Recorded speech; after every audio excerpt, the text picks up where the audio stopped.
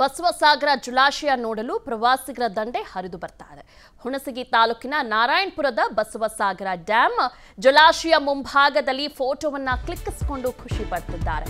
ಯಾದಗಿರಿ ಜಿಲ್ಲೆಯ ಹುಣಸಗಿ ತಾಲೂಕಿನ ನಾರಾಯಣಪುರ ಡ್ಯಾಮ್ನಿಂದ ಈಗ ಕೃಷ್ಣಾ ನದಿಗೆ ಅಪಾರ ಪ್ರಮಾಣದ ನೀರನ್ನ ಬಿಡುಗಡೆ ಮಾಡಲಾಗಿದೆ.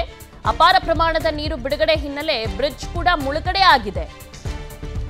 ಆ ಒಂದು ನೀರನ್ನ ಬಿಡುಗಡೆ ಮಾಡಿದಂತ ಸಂದರ್ಭದಲ್ಲಿ ಹೆಚ್ಚು ನೀರಿರುತ್ತೆ, ಅದನ್ನ ನೋಡಿ ಸೆಲ್ಫಿಯನ್ನ ಕ್ಲಿಕ್ಕಿಸ್ಕೊಳ್ಬೇಕು ಅನ್ನೋದು ಪ್ರವಾಸಿಗರ ಒಂದು ಆಸೆ. ಹೀಗಾಗಿ ದೂರದ ಊರುಗಳಿಂದ ಬಂದು ಅಲ್ಲಿ ಆ ಒಂದು ಅದ್ಭುತವಾದ ದೃಶ್ಯಾವಳಿಗಳನ್ನ ಎಂಜಾಯ್ ಮಾಡ್ತಿದ್ದಾರೆ. ಭಾರಿ ಪ್ರವಾಹದಿಂದಾಗಿ ಕೊಲ್ಲೂರು ಗ್ರಾಮಕ್ಕೆ ಜಲ ದಿಗ್ಬಂಧನ ಕೂಡ ಎದುರಾಗಿದೆ. ಯಾದಗಿರಿ ಜಿಲ್ಲೆಯ ಹುಣಸಗಿ ತಾಲೂಕಿನ ನಾರಾಯಣಪುರದ ಬಸವಸಾಗರ ಡ್ಯಾಮ್ ಇದು ನೋಡಿ. ಜಲಾಶಯದಿಂದ ನೀರು ಹರಿಯುವ ದೃಶ್ಯ ನೋಡಲು ಪ್ರವಾಸಿಗರು ಬರುತ್ತಿದ್ದಾರೆ.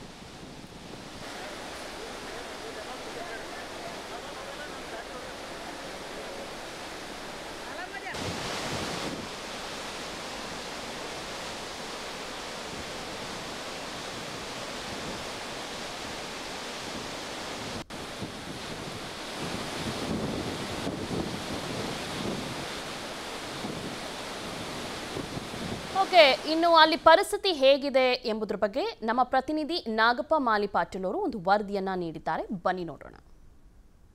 ಅಬ್ಬರಕ್ಕೆ ಕೊಲ್ಲೂರು ಸೇತುವೆಯು ಸಂಪೂರ್ಣವಾಗಿ ಜಲವೃತವಾಗಿದೆ. ಇಂದಿಗೆ 3ನೇ ದಿನ ಕಾಲಿಡ್ತಾ ಇದ್ದೆ. ಏನೋ ಈಗಲೇ ಯಾದಗಿರಿ ಜಿಲ್ಲೆಯ ಹುಣಸಗಿ ತಾಲೂಕಿನ ನಾರಾಯಣಪುರ ಗ್ರಾಮದ ಹೊರಭಾಗದಲ್ಲಿರುವಂಥ ನಾರಾಯಣಪುರ ಜಲಾಶಯದಿಂದ ಹೆಚ್ಚಿನ ಪ್ರಮಾಣದ ನೀರು ಕೃಷ್ಣಾ ನದಿಗೆ ನೀರು ಹರಿಬಿಡಲಾಗಿದೆ. ಪರಿಣಾಮವಾಗಿ ಯಾದಗಿರಿ ಜಿಲ್ಲೆಯ ಶಹಾಪುರ ತಾಲೂಕಿನ ಕೊಲ್ಲೂರು ಗ್ರಾಮದ ಹೊರಭಾಗದಲ್ಲಿರುವಂಥ ಕೊಲ್ಲೂರು ಸೇತುವೆಯು ಸಂಪೂರ್ಣವಾಗಿ ಜಲವೃತವಾಗಿದ್ದು ಇಂದಿಗೆ 3ನೇ ದಿನಕ್ಕೆ ಕಾಲಿಡ್ತಾ ಇದೆ. ಆದರೆ ನೀರಿನ ಒಳಹರಿವು ಕಡಿಮೆ ಆಗಿಲ್ಲ. ಹೀಗಾಗಿ ಕೊಲ್ಲೂರು ಸೇತುವೆಯು ಸಂಪೂರ್ಣವಾಗಿ ಜಲವೃತವಾಗಿ ಸಂಪರ್ಕ ಕೂಡ ಕಳೆದುಕೊಂಡಿದೆ. ಪ್ರತಿ ಬಾರಿ ಕೃಷ್ಣಾ ನದಿ ಪ್ರವಾಹ ಉಂಟಾಗ ಕೊಲ್ಲೂರು ಸೇತುವೆಯು ಸಂಪರ್ಕ ಕಡಿತುಕೊಳ್ಳಲಿದೆ. ಪ್ರಮುಖವಾಗಿ ಕೊಲ್ಲೂರು ಸೇತುವೆಯು ಇದು ಯಾದಗಿರಿ ಹಾಗೂ ರಾಯಚೂರು ಜಿಲ್ಲೆಗೆ ಸಂಪರ್ಕ ಕಲ್ಪಿಸುವ ಸೇತುವೆಯಾಗಿದೆ. ಆದರೆ ನಾವೀಗ ದೃಶ್ಯಗಳನ್ನು ನೋಡಬಹುದು.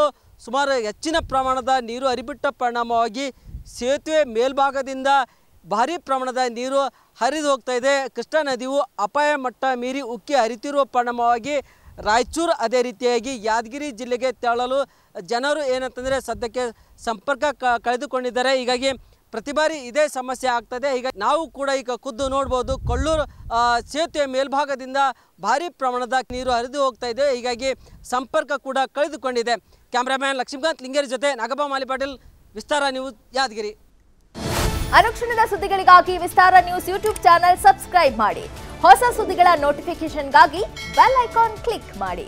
ಲೇಟೆಸ್ಟ್ ಅಪ್ಡೇಟ್ಸ್ಗಾಗಿ www.vistaranews.com ವೆಬ್ಸೈಟ್ಗೆ ವಿಸಿಟ್ ಮಾಡಿ.